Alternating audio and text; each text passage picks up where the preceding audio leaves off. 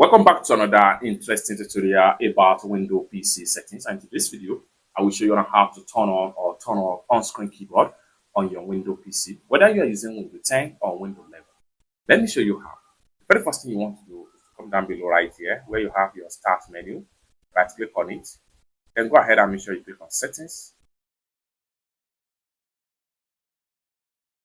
And this is going to pop up right here. Next thing you want to do is to go ahead and click on accessibility.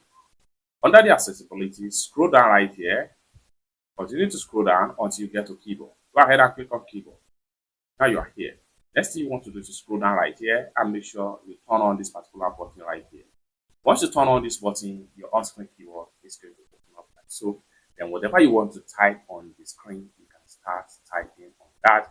So like for instance, if I want to search for something right here, so once you type, you can see it appear from the search something right here, just like what you see right here. So if I want to search for control panel, I can click on control right here. So I can click on control panel. So once you click, whatever you type is going to appear just like what you see right here. It's that simple. So how can you turn off your on-screen keyboard when you are done working? Go ahead and make sure you close this tab right here. Then you want to make sure you come to your settings right here, and then you can see it has been automatically turned on. It's that simple.